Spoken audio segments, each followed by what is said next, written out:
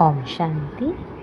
आज तारीख है 25 जुलाई 2025 और बाबा के आज के मधुर महावाक्य मुरली का सार है। मीठे बच्चे, सदा एक ही फिक्र में रहो कि हमें अच्छी रीति पढ़कर अपने को राज तिलक देना है। पढ़ाई से ही तो राजदाई मिलती है ना। आदत है, फिक्र तो हम करते ही हैं, वो हमारी आदत पड़ चुकी है, संस्कार पड़ चुका है। तो बाबा कहे सदा एक ही फिक्र में रहो कि हमें अच्छी रीति पढ़कर अपने को राज तिलक देना है। पढ़ाई से ही तो राजशाही मिलती है। प्रश्न है, बच्चों को किस उल्लास में रहना है और दिल शिकस्त नहीं होना, और क्यों? है ना, क्या खुशी रहनी चाहिए, क्या उमंग उल्लास रहना चाहिए? उत्तर है, सदा यही उल्लास रहे कि हम इन लक्ष्मी नारायण जैसा बनना है। हमें इन लक्ष्मी नारायण जैसा बनना है और इसी का पुरुषार्थ करना है। फिर बाबा कहे दिल शिकस्त कभी नहीं होना, क्योंकि ये पढ़ाई बहुत सहज है। घर में रहते भी पढ़ सकते हो और इसकी तो कोई फीस भी नहीं है। लेकिन फीस नहीं है, लेकिन हिम्मत जरूर चाहिए। तो क्या कहा बाबा ने आज? सदा यही उल्लास रहे, हमें लक्ष्मी नारायण जैसा बनना है, इसका पुरुषार्थ करना है, दिल शिकस्त कभी नहीं होना। क्यों? क्योंकि पढ़ाई बहुत सहज है, घर में रहकर भी पढ़ सकते हैं और इसकी कोई फीस नहीं है, लेकिन हिम्मत जरूर चाहिए। गीत है, तुम्ही हो माता पिता तुम्ही हो, तुम्ही बंधुष सखा तुम्ही हो। ओम शांति। बच्चों ने अपने बाप की महिमा सुनी।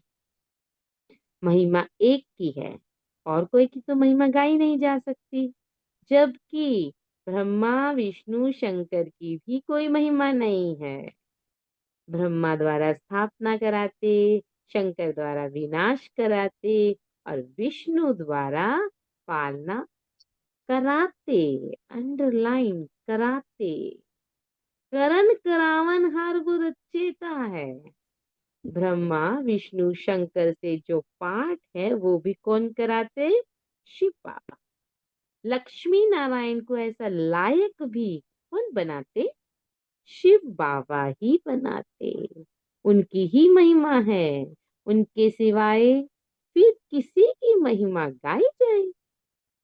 इनको ऐसा बनाने वाला टीचर ना हो तो यह भी ऐसे ना बन सके, है ना। भल कोई लक्ष्मी नारायण की पूजा करे, उसकी महिमा गाए, आरती गाए, परंतु बाबा कहें अगर शिव बाबा उन्हें बनाए ही नहीं तो फिर कैसे हो, कैसे महिमा हो? फिर महिमा है सूर्यवंशी घराने की जो राज्य करते हैं। सर्वप्रथम महिमा शिव बाबा की, उसके बाद सूर्यवंशी घराने की जो राज्य करते हैं। पाप संगम पर न आए तो इन्हों को रजाई भी ना मिल सके, सूर्यवंशी को। और तो किसी की महिमा है नहीं। फॉरनर आदि कोई की भी महिमा करने की दरकार नहीं, है ना। महिमा है ही सिर्फ एक की, दूसरा ना। फॉरनर्स आदि यहाँ पर बात होती, जैसे क्रिश्चियन है, क्राइस्ट है, फॉरनर्स है ना वो। तो फॉरनर्स आदि कोई की भी महिमा करने की दरकार नहीं। महिमा है ही सिर्फ एक की, दूसरा ना कोई। ऊंच ते ऊंच शिव बाबा है और उनसे ही ऊंच पद मिलता है, तो उनको अच्छी तरह से याद करना चाहिए। हम्म? अलबेला नहीं बनना इसमें। अपने को राजा बनाने के लिए आपे ही पढ़ना है, सेल्फ स्टडी करनी है। बाबा कहे हम्म? खुद के टीचर बन जाओ। फिलहाल ट्यूशन टीचर, क्लास टीचर तो है हमारे पास बाबा। जैसे बैरिस्ट्री पढ़ते हैं तो अपने को पढ़ाई से बैरिस्टर बनाते हैं ना। तुम बच्चे जानते हो शिव बाबा हमको पढ़ाते हैं। अंदर तक अंदर तक इस बात को डाल लो, कौन पढ़ाता है? शिव बाबा हमको पढ़ाते हैं। ऐसे कोई मुरली नहीं पढ़ता, कोई मुरली नहीं सुन सकता। जिसको शिव बाबा पढ़ाए वही पढ़ सकता है। नहीं, यहाँ तो महावाक्यों की बौछार है। नहीं तो बाबा का तो एक महावाक्य भी किसी को नहीं मिल सकता जिसे बाबा ना चाहे। तो यहाँ शिव बाबा हमको पढ़ाते। जो अच्छी रीति पढ़ेगा वो ऊंच पद पाएगा।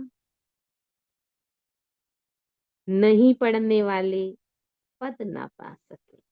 अच्छी रीति पढ़ने में सबसे पहले नियम से पढ़े, अनुशासन से पढ़े, है ना। कायदा जरूरी है हर किसी में।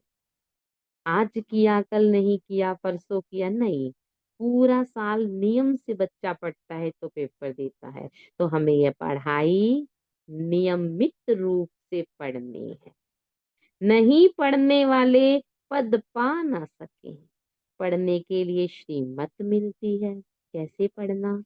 मूल बात है पावन बनने के लिए, जिसके लिए ये पढ़ाई है ना। पढ़ाई किसकी है?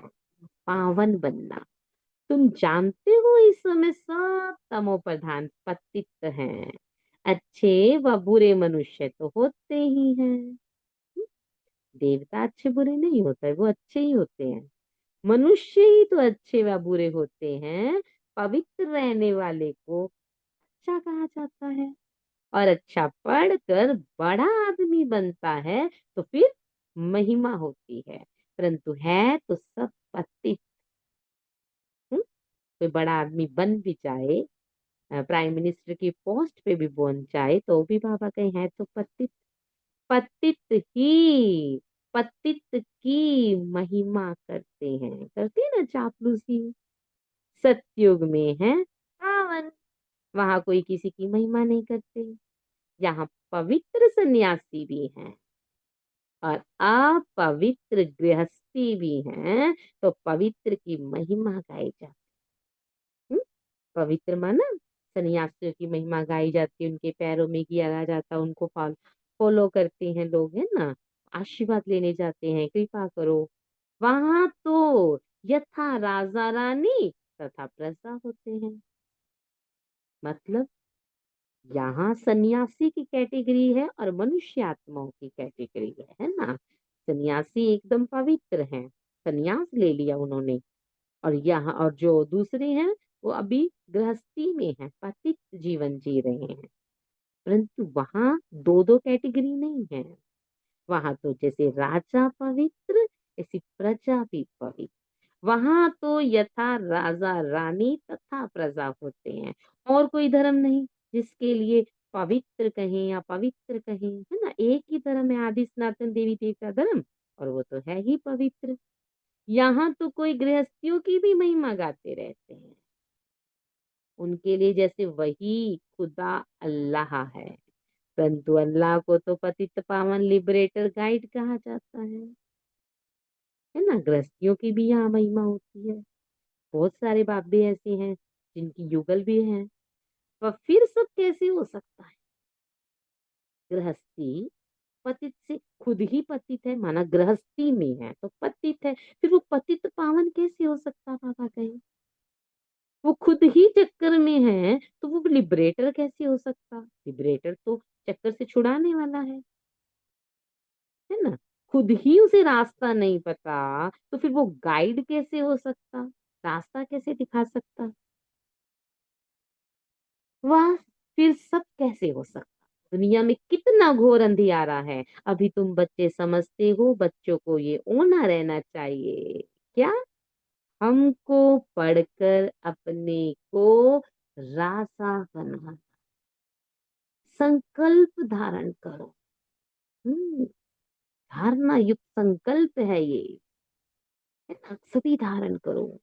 हमको पढ़कर अपने को राजा बनाना है, हिम्मत आनी चाहिए। जो अच्छी रीति पुरुषार्थ करेंगे वो फिर राज तिलक पाएंगे। ना, उनका राज्याभिषेक होगा। बच्चों को उल्लास में रहना चाहिए। हम भी इन लक्ष्मी नारायण जैसे बने। उमंग आना चाहिए, उत्साह आना चाहिए, है ना? क्योंकि सर्वमान्य सत्य है, हम ही देवी-देवता हैं। इसमें मूंझने की दरकार नहीं है।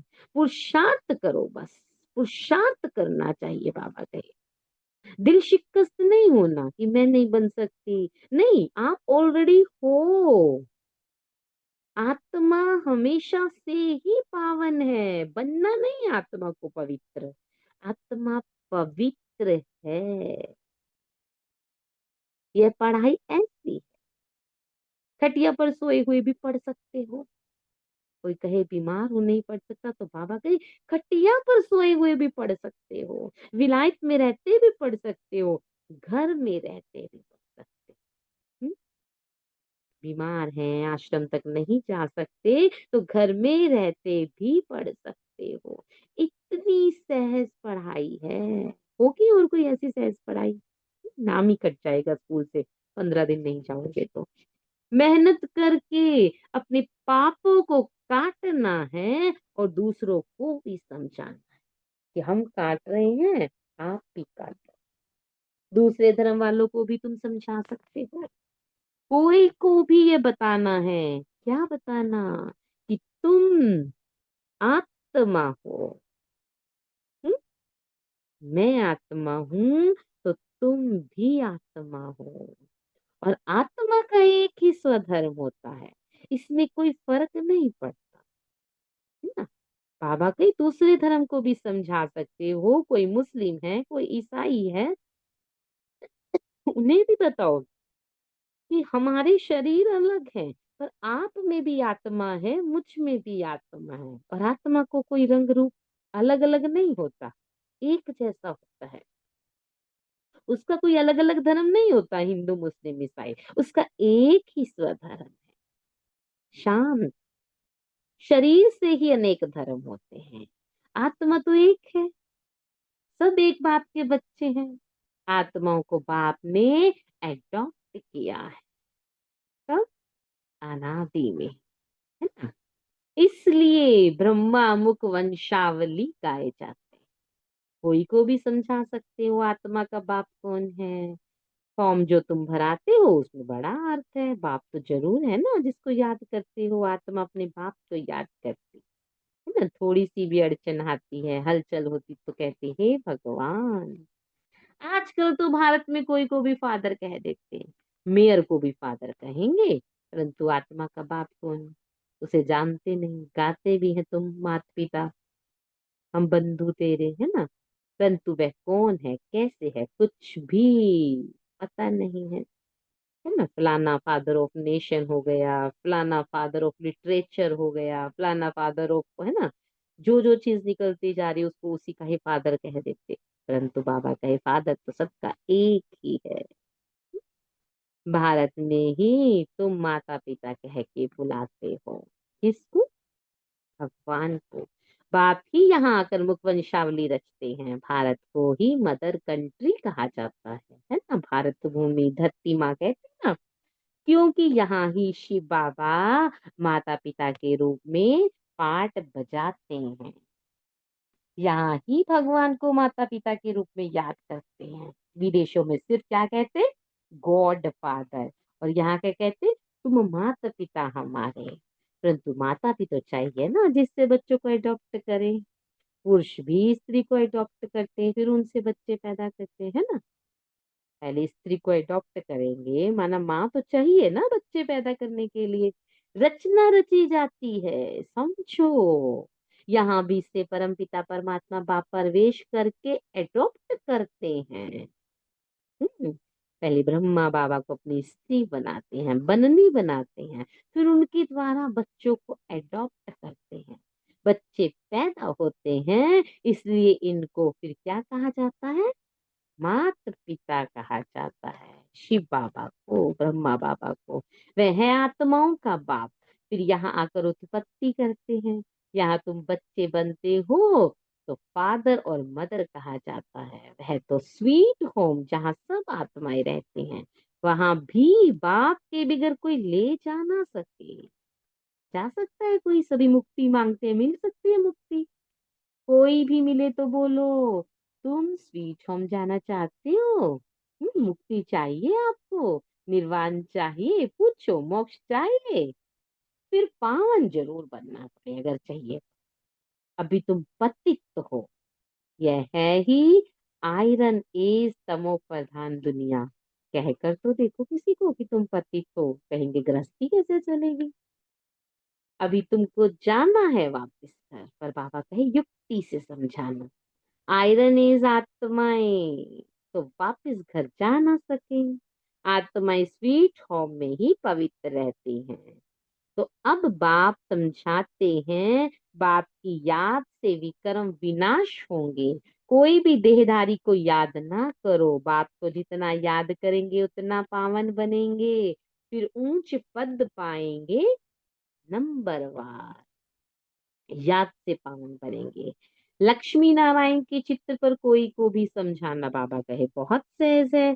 भारत में इसका राज्य था। यह जब राज्य करते थे तो विश्व में शांति थी, और विश्व में शांति बाप ही कर सकते हैं, और कोई की ताकत नहीं। अभी बाप हमको राजयोग सिखला रहे हैं। नई दुनिया के लिए राजाओं का राजा कैसे बने वह बतलाते हैं। बाप ही नॉलेजफुल है ना?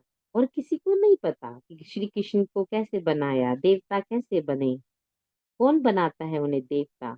ये नॉलेज और कैसे बनाया जा सकता है, ये नॉलेज सिर्फ बाप के पास। परंतु उनमें कौन सी नॉलेज है ये कोई नहीं जानते। ये सबको पता है। परमात्मा जानी जाननहार ऐसा बोलते हैं, नॉलेजफुल है, ज्ञान का सागर है। ये सबको पता है, परंतु उसे कौन सा ज्ञान है वो नहीं जानते। सृष्टि की आदि मध्य अंत की हिस्ट्री ज्योग्राफी बेहद का बाप ही सुनाते हैं, है ना? और किसी को पता ही नहीं, मन घड़ंत है सब। मनुष्य तो को भी कहेंगे सर्वव्यापी है, या कहते सबके अंदर को जानने वाला है, पता ही नहीं कहाँ रहता है। फिर अपने को तो कह ना सके हैं, इतना जरूर कहते हैं कि भगवान है, कहीं यहाँ है वहां है, फिर अपने को तो कह ना सके। ये सब बातें बाप बैठ समझाते हैं, अच्छी रीति धारण कर और हर्षित होना है। इन लक्ष्मी नारायण का चित्र सदैव हर्षित मुख वाला ही बनाते हैं। बनाते हैं लक्ष्मी नारायण या कोई भी देवी देवता का चित्र, कितना हर्षित मुख बनाते हैं। स्कूल में उच्च दर्जा पढ़ने वाले कितना हर्षित होंगे। दूसरे भी समझेंगे ये तो बहुत बड़ा इम्तिहान पास करते हैं, ये तो बहुत ऊंची पढ़ाई है। फी आदि की भी कोई बात नहीं, फीस की सिर्फ हिम्मत की बात। अपने को आत्मा समझ बाप को याद करना, जिसमें ही माया विघन डालती है। ये भी बाबा क्लियर करते हैं कि माया याद में ही विघन डालती है। बाप कहते हैं पवित्र बनो, बाप से प्रतिज्ञा करो, फिर काला मुंह कर देते हैं। बाप से प्रतिज्ञा करते पवित्र बनेंगे, फिर काला मुंह कर देते। बहुत जबरदस्त माया है, फेल हो जाते तो फिर उनका नाम नहीं गाया जा सकता, है ना? महिमा नहीं होगी उनकी। फलाने फलाने शुरू से लेकर बहुत अच्छे चल रहे हैं, महिमा गाई जाती है। बाप कहते हैं अपने लिए आप ही पुरुषार्थ कर राजधानी प्राप्त करनी है, माना खुद ही पवित्र बनना है। बाबा रास्ता बता सकते हैं। पढ़ाई से उच्च पद पाना है, ये है ही राजयोग। प्रजा योग नहीं है, राजयोग है, राजा बनने का योग है। परंतु प्रजा भी तो बनेंगे। शक्ल और सर्विस से मालूम पड़ जाता है कि ये क्या बनने लायक है। घर में स्टूडेंट की चाल चलन से समझ जाते हैं कि ये फर्स्ट नंबर में है और ये थर्ड नंबर में आएंगे, है ना? बच्चों का पता रहता है। यहाँ भी ऐसे हैं। जब पिछाड़ी में इम्तिहान पूरा होगा तब तुमको साक्षात्कार होंगे। साक्षात्कार होने में कोई देरी नहीं लगती। फिर लज्जा आएगी कि हम नापास हो गए। नापास होने वाले को प्यार कौन करेगा? मनुष्य बाइस्कोप देखने में खुशी का अनुभव करते हैं, लेकिन बाप कहते हैं नंबर वन गंदा बनाने वाला बाइस्कोप है ना? ये टीवी, सोशल मीडिया, ये नंबर वन गंदा बनाने वाला है। बाबा कहते हैं इसमें जाने वाले बहुत करके फेल होकर गिर पड़ते हैं। उधर जाते क्यों, बुद्धि उधर क्यों लेके जाते। कोई कोई फीमेल भी ऐसी है जो बाइस्कोप में जाने बिगर नींद ही ना आए। बाबा कहे कन्याएं भी, कुछ माताएं भी ऐसी हैं, जब तक टीवी नहीं देखती, जब तक सोशल मीडिया नहीं देखती, रील्स नहीं देखती, व्हाट्सएप नहीं देखती, तो उनको नींद नहीं आती। हम्म बाइस्कोप देखने वाले अब पवित्र बनने का पुरुषार्थ जरूर कर रहे हैं, है ना, पुरुषार्थ कर रहे हैं, मोबाइल चला रहे हैं, टीवी देख रहे हैं, तो वो भी तो पुरुषार्थ है ना। लेकिन कौन सा? आप पवित्र बनने का पुरुषार्थ, मेहनत तो कर रहे हैं। यहाँ जो कुछ हो रहा है, जिसमें मनुष्य खुशी समझते हैं, वो सब दुख के लिए है। इसीलिए बाबा कहते हैं कंफर्ट जोन से बाहर आओ।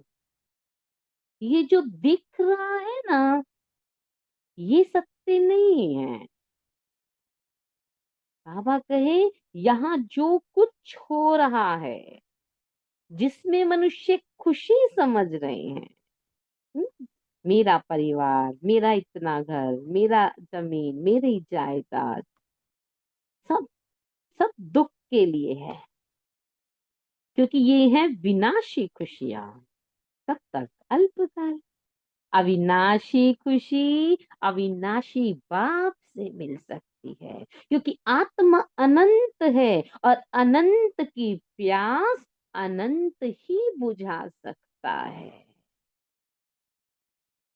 आत्मा का शरीर नहीं है, आत्मा का कोई नाम नहीं, आत्मा तो अनंत है, निरंतर है, अजर है, अमर है, अविनाशी है, अखंड है। तो उसको इन विनाशी चीजों से खुशी कैसे मिल सकती? क्योंकि जिसको हम छू सकते हैं वो विनाशी है ना। वो तो एक पानी के बुलबुले की तरह है, और आत्मा अविनाशी है, तो उसकी प्यास अविनाशी ही बुझा सकता है। उसे असली सुख, अतीन्द्रिय सुख, संगम का वर्षा बाबा ही दे सकते। तुम समझते हो बाबा हमको इन लक्ष्मी नारायण जैसा बनाते हैं? समझते हो? मान गए हो? बन रहे हो? वैसे आगे तो 21 जन्म के लिए लिखते थे, अभी बाबा लिखते हैं 50-60 जन्म, क्योंकि द्वापर में भी पहले तो बहुत धनवान सुखी रहते हो ना। कई मुरलियों में बाबा ने कहा 1/3, सिर्फ एक चौथा हिस्सा दुख भोगते हो, भल पतित बनते हो द्वापर में, तो भी धन तो बहुत रहता है। ये तो बिल्कुल जब तमो प्रधान बनते हो, कलयुग में प्रवेश करते हो, तब दुख शुरू होता है। पहले तो सुखी रहते हो, जब बहुत दुखी होते हो, तब फिर बाप आते हैं, महा अजामिल जैसे पापियों का भी उद्धार करते हैं, है ना।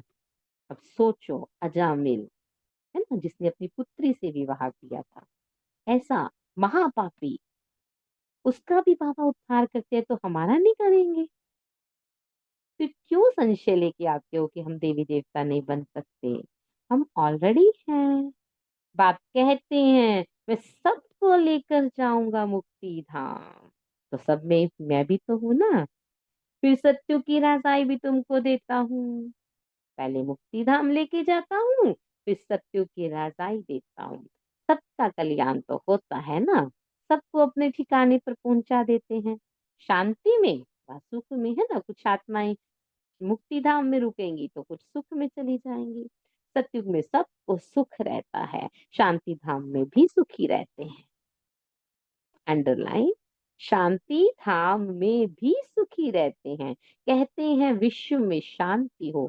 बोलो, इन लक्ष्मी नारायण का जब राज्य था, वो तो विश्व में शांति थी ना। दुख की बात तो हो नहीं सकती, ना दुख ना अशांति। या तो घर घर में अशांति है, देश देश में अशांति है, दिख रहा है ना सबको। सारे विश्व में ही अशांति है, कितने टुकड़े टुकड़े हो पड़े हैं, कितनी फ्रैक्शन है। 100 माइल पर फिर भाषा अलग है, कितनी विभिन्नताएँ हैं, है ना? हर 100 मील पर भाषा अलग हो जाती है, यहाँ हरियाणवी है, वहाँ पंजाबी है, वहाँ मद्रासी है, वहाँ मराठी है। अब कहते हैं भारत की प्राचीन भाषा संस्कृत है। अब आदि सनातन देवी देवता धर्म का ही किसी को पता नहीं, फिर कैसे कहते हैं कि प्राचीन भाषा है संस्कृत? बाबा ने तो कहा संस्कृत नहीं है ना? तुम बता सकते हो हिंदी से मिलती जुलती भाषा है वहां? तुम बता सकते हो आदि सनातन देवी देवता धर्म कब था? तुम्हारे में भी नंबरवार है। कोई तो डल हेड भी होते हैं। कल भी ये वर्ड आया था, डल हेड। माना उनका हेड है ना, वो बिल्कुल डल होता है। देखने में भी आता है ये जैसे पत्थर बुद्धि है। अज्ञान काल में भी कहते हैं ना, हे भगवान इनकी बुद्धि का ताला खोलो। बाप तुम बच्चों को ज्ञान की रोशनी देते हैं, उससे ताला खुलता जाता है। फिर भी कोई कोई की बुद्धि खुलती ही नहीं। कहते हैं बाबा आप बुद्धिवानों की बुद्धि हो, हमारे पति की बुद्धि का ताला खोलो। बाप कहते इसलिए मैं थोड़े ही आया हूँ जो एक की बुद्धि का ताला बैठ खोलूं। सेम महावाक्य कल भी आया था। फिर तो सबकी बुद्धि खुल जाएगी, सब महाराजा महारानी बन जाएंगे। हम कैसे सबका ताला खोलें? बाबा कहते उनको सत्युग में आना ही नहीं होगा तो हम ताला कैसे खोलेंगे? है ना? अगर ताला खोल दे बुद्धि का, फिर वो सत्युग में आ जाए और उनके भाग्य में अगर नहीं लिखा तो फिर सब अगड़म बगड़म हो जाएगा। ड्रामानुसार समय पर उनकी बुद्धि खुलेगी, है ना? जैसे उनकी जो पदवी होगी, माना त्रेता के लास्ट में या त्रेता के मिड में है, तो उतना ही समय पहले उनका बुद्धि खुलेगी, वो उतना ही पुरुषार्थ कर पाएंगे ताकि वो अपने अकॉर्डिंग उस सीट पर जाकर बैठ जाए। मैं कैसे खोलूंगा? ड्रामा के ऊपर भी है ना, कब खुलना है? बाबा कहते ड्रामा के ऊपर है। सब फुल पास थोड़े ही होते हैं, स्कूल में भी नंबरदार होते हैं। ये भी पढ़ाई है, प्रजा भी बनना है। सबका ताला खुल जाए तो प्रजा कहाँ से आएगी? है ना? सब राजा बन जाएंगे। ये तो कायदा नहीं है। तुम बच्चों को पुरुषार्थ करना है, हर एक के पुरुषार्थ से जाना जाता है कि जो अच्छी रीति पढ़ते हैं उनको जहां तहां बुलाया जाता है ना? जो अच्छा पुरुषार्थ करते हैं फिर उनको बुलाया जाता है कि आप अच्छा समझाते हैं, आप आओ थोड़ा सा अपने बारे में बताओ। बाबा जानते हैं कौन कौन अच्छी रीति सर्विस कर रहे हैं। बच्चों को अच्छी रीति पढ़ना है, अच्छी रीति पढ़ेंगे तो फिर घर ले जाऊंगा, है ना? फिर बाबा चॉकलेट भी बीच बीच में दिखाते हैं।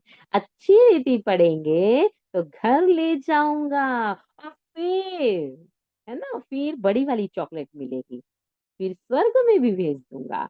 नहीं तो सजाएं बहुत कड़ी हैं। साथ ही साथ बाबा थोड़ा सा, हाँ? नहीं तो सजाएं बहुत कड़ी हैं, पद भी भ्रष्ट हो जाएगा। स्टूडेंट को टीचर का शो निकालना चाहिए, है ना? बच्चा अच्छा निकलेगा तो कहेंगे वाह कौन से टीचर से पढ़ते हो, बहुत अच्छा पढ़ते हो। गोल्डन एज में पारस बुद्धि थे, अभी आयरन एज, तो यहाँ गोल्डन एज बुद्धि को कैसे सकती, हो कैसे सकती? यहाँ तो पारस बुद्धि हो नहीं सकती। विश्व में शांति थी जबकि एक राज्य एक ही धर्म था। अखबार में भी तुम डाल सकते हो कि भारत में जब इनका राज्य था तो विश्व में शांति थी। आखिरी समझेंगे तो जरूर बाबा कहे, है ना? कुछ जल्दी कुछ बाद में। तुम बच्चों का नाम वाला होना है। उस पढ़ाई में कितने किताब आदि पढ़ते हैं, यहाँ तो कुछ भी नहीं, पढ़ाई बिल्कुल सहज है। बाकी याद में अच्छे अच्छे महारथी भी फेल होते हैं। पढ़ाई सहज है, याद का सब्जेक्ट है ना, उसमें अच्छे अच्छे महारथी भी फेल हैं। याद का जौहर नहीं होगा तो ज्ञान तलवार चलेगी ही नहीं। बहुत याद करें तब तो जौहर आए। भल बंधन में भी हैं फिर भी याद करते रहते तो बहुत फायदा है। कभी बाबा को देखा ही नहीं, याद में ही प्राण छोड़ देते तो भी बहुत अच्छा पद पा सकते हैं, क्योंकि याद बहुत करते। बाप की याद में प्यार के आंसू बहाते हैं, वे आंसू मोती बन जाते। बाबा की याद में ऐसे बच्चे, लगन में मगन रहने वाले बच्चे आंसू बहाते हैं, है ना, याद के कारण तड़पते हैं, और वो आंसू फिर बाबा कहे मोती बन जाते हैं। अच्छा, बाबा से याद कर लेते हैं, मीठे मीठे से लदे बच्चों प्रति, मात पिता बाप दादा का याद प्यार, है ना। बाबा गुड मॉर्निंग करते, गुड मॉर्निंग। रूहानी बाप की रूहानी बच्चों को नमस्ते। तो हम सब रूहानी बच्चों की रूहानी बाप दादा को दिल व जान से, इश्क और प्रेम से नमस्ते, गुड मॉर्निंग। शुक्रिया मीठे बाबा, शुक्रिया। आज की धारणा के लिए मुख्य सार, अपने लिए स्वयं ही पुरुषार्थ कर उच्च पद पाना है। पढ़ाई से स्वयं को राज तिलक देना है। ज्ञान को अच्छी रीति धारण कर सदा हर्षित रहना। खुद ही करना है पुरुषार्थ, खुद ही प्लान बनाओ, खुद ही उसको प्रैक्टिकल में लेकर आओ। और दूसरा पॉइंट, ज्ञान तलवार में याद का जौहर भरना है। याद से ही बंधन काटने हैं। कितनी बड़ी युक्ति बताई बाबा ने, जिनके बंधन है वो याद से काट लो। वरदान है। अब कभी भी गंदे बाइस्कोप देखकर अपने संकल्पों को अपवित्र नहीं बनाना। वरदान, लौकिक को अलौकिक में परिवर्तन कर सर्व कमजोरियों से मुक्त होने वाले मास्टर सर्वशक्तिवान भव, है ना। हर चीज को, हर संबंध को, हर संपर्क को, हर संकल्प को, हर बोल को लौकिक से अलौकिक बना दो। आभा को बीच में ले आओ। जो मास्टर सर्वशक्तिवान नॉलेजफुल आत्माएं, वो कभी किसी की भी कमजोरी या समस्याओं के वशीभूत नहीं होते, क्योंकि वो अपने अमृत वेले से जो भी देखते हैं, सुनते हैं, सोचते हैं, कर्म करते हैं, उसको लौकिक से अलौकिक में परिवर्तन कर देते हैं।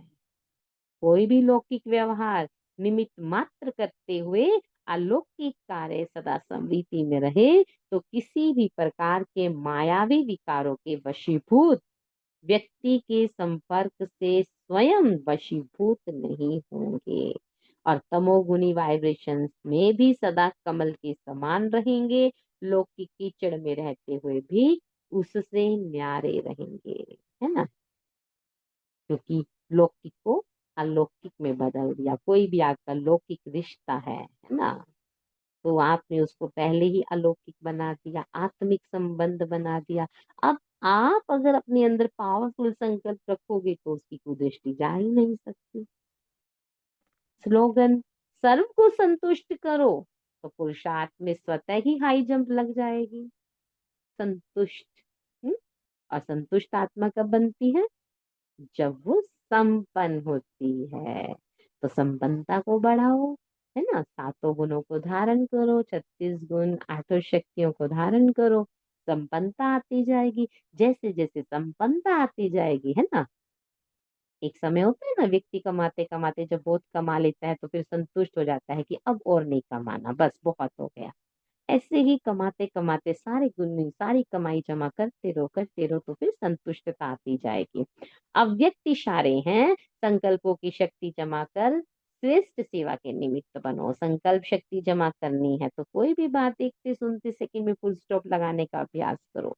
अगर संकल्पों में क्यों, क्या, क्यों की क्यों लगा दी, व्यर्थ की रचना रच ली, तो उसकी पालना करनी पड़ेगी, है ना। फिर तो समय वेस्ट जाएगा, समय भी जाएगा और एनर्जी भी जाएगी। संकल्प, समय, एनर्जी उसमें खर्च होती रहेगी। इसलिए अब इस व्यर्थ रचना का बर्थ कंट्रोल करो। बर्थ कंट्रोल करो माना उसे उपजने ही मत दो। जैसे ही व्यर्थ आता है उसे उसी समय काट दो, तब बेहद सेवा के निमित्त बन सकेंगे। बेहद की सेवा आप तभी कर पाएंगे जब व्यर्थ संकल्प की उत्पत्ति ही नहीं होने देंगे, जड़ से ही खत्म कर देंगे। आज की मुरली का सार, सदा एक ही फिक्र में रहो कि हमें अच्छी रीति पढ़कर अपने को राज तिलक देना है। पढ़ाई से ही राजाई मिलती है। बाबा कहे सिर्फ पढ़ाई से ही राजाई मिलती है। ओम शांति।